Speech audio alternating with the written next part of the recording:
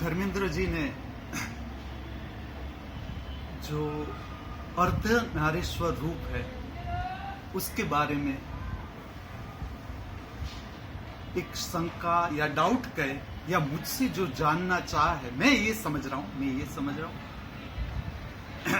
कि उसने कुछ मुझसे इस तरह से पूछा कि अर्धनारीश्वर जो शब्द है, अर्धनारीश्वर शब्द वो शंकर के लिए लिया जाता है, शंकर का एक स्वरूप अर्धनारीश्वर के रूप में लिया जाता है। धर्मेंद्र जी मुझे ये पूछ रहे हैं, जैसे मैंने भी एक दिव्य वाणी में कहा है कि मैं अर्धनारीश्वर रूप में पृथ्वी पर प्रकट हूं, वो मुझे पूछ रहे हैं कि शंकर ने तो कभी अर्धनारीश्वर रूप में साड़ी नहीं पहनी थी, और मेरे जो शास्त्रीय नृत्य की अभिव्यक्ति है उसमें मैंने साड़ी भी धारण की है। तो मुझे लगता है कि ये उसका डाउट है कि अर्धनारीश्वर रूप में आप, शंकर ने तो साड़ी नहीं पहनी थी, तो आपने क्यों साड़ी पहनी है, ऐसा मैं समझता हूं। उसका जो प्रश्न है वो इस तरह से। तो सबसे पहले तो मैं आपको ये, चाहे आप जानते हो न जानते हो, फिर भी मैं स्पष्ट करूंगा कि जो अर्धनारीश्वर रूप है वो एक बहुत सुंदर साहित्यिक भाषा में हम देखें तो जो परम पुरुष की अवस्था है उसके लिए ये शब्द दिया गया है, अर्धनारीश्वर। मैं उसको जो शब्द से समझाया जा सकता है तो उसके दो तरीके हैं समझाने के। और धर्मेंद्र जी का ये जो डाउट है, प्रश्न, मुझे बहुत अच्छा लगा, बहुत ही हृदयस्पर्शी लगा। उसके कारण मुझे और डेप्थ में उसको प्रकट करने का एक मौका मिला। अर्धनारीश्वर का एक अर्थ ऐसा होता है कि अर्ध नर ईश्वर, अर्ध नर, नार ईश्वर। तो जो नर शब्द है, अर्ध नर, हर मनुष्य के साथ ये घटना है, हर मनुष्य के साथ, कि हमारा जो शरीर है वो नश्वर पदार्थों से बना हुआ है, मतलब नाशवंत पदार्थ से हमारा शरीर बना हुआ है, और शरीर की यात्रा सदा मृत्यु की ओर ही जा रही, और शरीर के लिए मृत्यु ही घटित होगा। इसके साथ साथ ईश्वर का अर्थ है प्रकाश। तो हर मनुष्य के भीतर प्रकाश है, आत्मा कहे हम जिसे, तो आत्मा का प्रकाश है। तो हर मनुष्य शरीर को भी धारण किए हुए है और प्रकाश को भी धारण किए हुए। तो लेकिन हर मनुष्य के लिए अर्धनारीश्वर शब्द प्रकट नहीं किया जाता। किसके लिए अर्धनारीश्वर स्वरूप प्रकट किया जाता है? जिसने स्वयं ने जाना कि मैं केवल शरीर नहीं, प्रकाश का अनुभव जिसने अपने भीतर किया कि आत्मा प्रकाश स्वरूप है, उसके लिए शब्द का इस्तेमाल किया जाता है अर्धनारीश्वर। एक ये शाब्दिक अर्थ है अर्धनारीश्वर का। एक अर्थ में देखें तो ऐसी शंकर की मूर्तियां हैं कि जिसमें लेफ्ट हैंड साइड जो है वो पूरी स्त्री की दिखाई गई, जिसमें शरीर, अगर आप नटराजपुरम जाओगे तो वहां ये मूर्ति है कि लेफ्ट हैंड साइड है वो पूरी स्त्रीण है। ऐसे चित्र भी उपलब्ध है शिव के, जहां लेफ्ट हैंड साइड पूरी स्त्री दिखाई गई है, मतलब पार्वती का स्वरूप दिया गया है, जिसमें साड़ी भी दर्शाई गई हो, या जो भी स्त्रियों के जो श्रृंगार होते हैं वो दिखाया गया है। और राइट हैंड साइड शंकर को दिखाया गया है, पुरुष को दिखाया गया है, पुरुषत्व को दिखाया गया है। अब इसका मतलब ये है, समझे तो, कि कोई भी मनुष्य जब जन्म लेता है वो स्वयं जन्म नहीं ले सकता, उसके लिए स्त्री पुरुष का मिलन जरूरी है। तो जब कोई भी शरीर प्रकट होता है, चाहे स्त्री स्वरूप में प्रकट होता है, चाहे पुरुष स्वरूप में प्रकट होता है इस पृथ्वी पर, लेकिन स्त्री पुरुष के संबंध से प्रकट होता है। जैसे मेरा शरीर है तो मेरे माँ बाप थे, उसके मिलन से मेरा शरीर प्रकट होता है। तो मेरे शरीर में या हर एक मनुष्य के शरीर में दो प्रकार की विद्युत है, एक स्त्रीण विद्युत भी है और एक पुरुष विद्युत भी। एक घटना ऐसी है, जब तक आप में पुरुष विद्युत ज्यादा है या स्त्री विद्युत ज्यादा है, तब तक आपके भीतर एक असंतोष रहेगा, असंतोष, कुछ प्राप्त करने की इच्छा आपके भीतर चलती रहेगी। जब तक इम्बैलेंस है आपका शरीर भीतर से, स्त्रीण शक्ति और पुरुष शक्ति का जब तक इम्बैलेंस है, तब तक आपके भीतर कुछ और प्राप्त करने की इच्छा रहेगी। क्या प्राप्त करने की इच्छा रहेगी?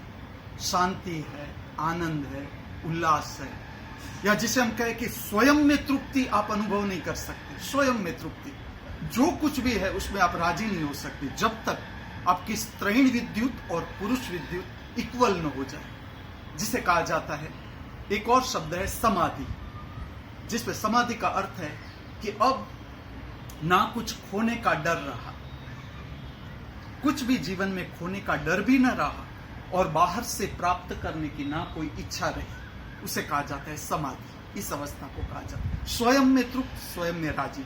उसका एक रूप जो संस्कृत भाषा है, साहित्य है, उसमें दिया गया वो अर्धनारीश्वर, स्वयं ही नर, स्वयं ही नारी। उसे नर जो नारी की तलाश करता है या नारी नर की तलाश बाहर कर रही है, ये खाली समझाने का तरीका है उस समय का, कि जब संस्कृत भाषा थी उस समय में इस स्थिति को इस तरह से समझाया गया। अब मैं मेरी बात करूं कि मैं जो प्रकट कर रहा हूं महामृत्यु महाअमृत विश्वविद्यालय, वो मनुष्य सर्वश्रेष्ठ प्रकार का जीवन किस तरह से जिए, ये उद्देश्य है। अब इसकी एक स्कूल है, the school of divine arts, Divya कला। दिव्य कला का अर्थ है कि ना तो ये कला किसी को राजी करने के लिए है, ना पैसा, ना प्रतिष्ठा, ना पद कमाने के लिए ये कला है। कला हर एक मनुष्य के भीतर है, तो उसको प्रकट करने के लिए मैं पाठशाला दे रहा हूँ और मैं स्वयं प्रकट कर रहा हूँ। इसमें हर प्रकार की जो कला है किस तरह से मनुष्य को गति दे सकती है, इसमें एक है नृत्य कला। और भारत के जो शास्त्रीय नृत्य है उसमें अद्भुत काम हुआ है कि भारतीय शास्त्रीय नृत्य का एक उद्देश्य था परमात्मा की प्राप्ति, तो मैं उसे फिर से प्रकट करना चाहता हूँ। मेरा प्रयत्न जो है वो ये है कि नृत्य किसी को दिखाने के लिए नहीं, लेकिन हमारे भीतर जो नृत्य प्रकट होता है उसको स्वयं के आनंद के लिए प्रकट किया जा सकता है।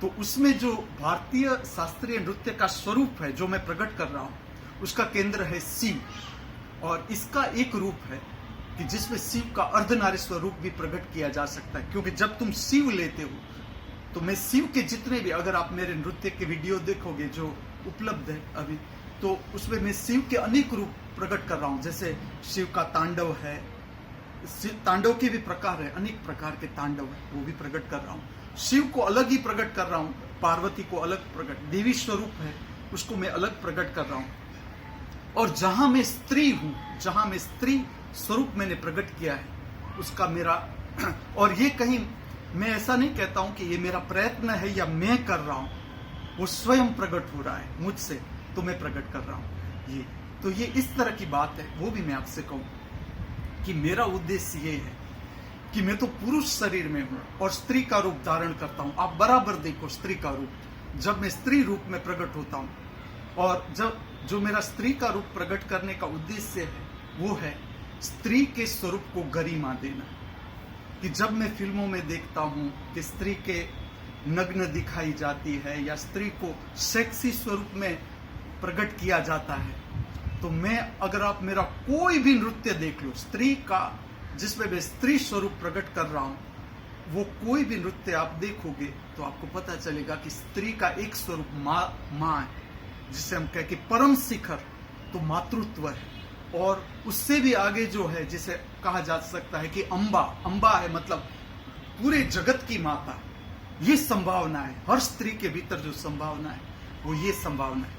तो वो मेरे भीतर से जो प्रकट होता है, जो स्वरूप प्रकट होता है, जब आप धर्मेंद्र जी जो कहते हैं मुझे कि वो स्वरूप देखने में मुझे थोड़ा कि ये क्या हो रहा है या ये क्या है, तो मैं शब्दों से अगर आपको समझाऊं तो ये इस तरह से प्रकट हो रहा है कि जहां मेरा स्त्री स्वरूप है, आप ठीक से देखते जाओगे तो पता चलेगा कि ये जो रूप है वो एक तो स्वयं वो प्रकट हो रहा है। ऐसा भी नहीं कि मैं कोई प्रयत्न करता हूं, मैं इतने तक आपको कहता हूं कि समझ लो कि मेरे द्वारा कुछ समय के बाद मैं पार्वती का रूप धारण करने वाला हूं। तो इसके लिए जो जरूरी श्रृंगार है, जरूरी कोई साड़ी है, या इसके लिए जो भी है अपने आप आ जाता है। नाम ये किसी से इस तरह से मैंने मांगने का प्रयत्न करता हूँ, या कोई सामने से मुझे कहता है कि मैं आपको कुछ श्रृंगार भेंट करना चाहता हूँ और उसे अगर कुछ पता नहीं तो मुझे बताना पड़ता है कि इस प्रकार का श्रृंगार इसमें अर्पण किया जाता है।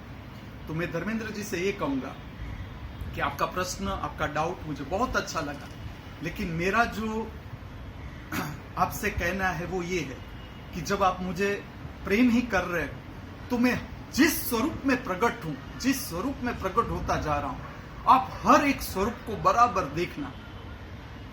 बाद में चाहे आपको लगे कि ना ये मेरे लिए जरूरी नहीं है तो आप छोड़ देना, लेकिन अभी मेरा ऐसा गाइडेंस है कि आप जो जहां मैं स्त्री का रूप धारण करके प्रकट कर रहा हूं नृत्य को, तो वो भी देखते जाए। तो मुझे लगता है कि ये जवाब काफी उसको स्पष्ट करेगा, लेकिन अगर इसमें भी कोई डाउट है तो आगे मैं इसका जवाब और स्पष्ट करूंगा। धन्यवाद गुरु सर।